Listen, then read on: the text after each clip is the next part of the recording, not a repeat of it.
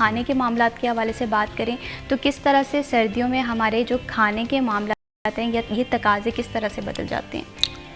اصل میں سردیوں کی سمجھ لے شروع ہو گئی ہے، شروعات ہو گئی ہے، اور ضروریات تو ویسے بھی ہماری سمجھ لے جتنے بھی ہمارے نیوٹرینٹ ہے، گرمی ہو یا سردی ہو، ہر موسم میں ہمارے لیے ضروری ہوتا ہے جو ہمارا ریکمینڈڈ اماؤنٹ ہوتا ہے.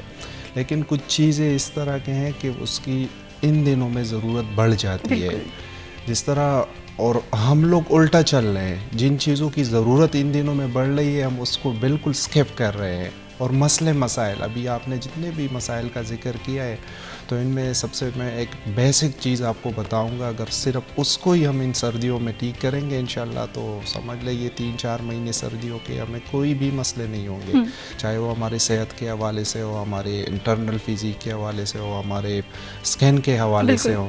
تو پانی کا استعمال ہمارا بالکل کم ہو جاتا ہے بالکل اسی طرح سردیوں سے. میں، اور کم سے کم 4 لیٹر تک پانی، اور وہ بھی نیم گرم پانی، وہ بیحد ضروری ہے ہمارے لیے. جتنے بھی ہمارے ویورز ہیں میں سب کو یہ سجیسٹ کروں گا کہ ان سردیوں میں کم سے کم اس چیز پہ بڑا فوکس آپ کریں.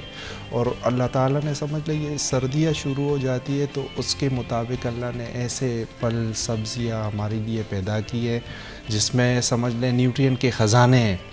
اب سمجھ لے سردیاں آ گئی ہے لیکن ادھر ہماری زندگی کی سب سے قیمتی چیز جس کو ہم بولیں جو سب سے امپورٹنٹ نیوٹرینٹ ہے ہماری باڈی کے لیے، وٹامن سی، تو وہ سمجھ لے آج کل ان چیزوں کا سیزن چل رہا ہے. ہم بازار میں جا کے دیکھ دیتے ہیں تو سب سے فرنٹ میں ہمیں وہ چیزیں نظر آ جاتی ہے.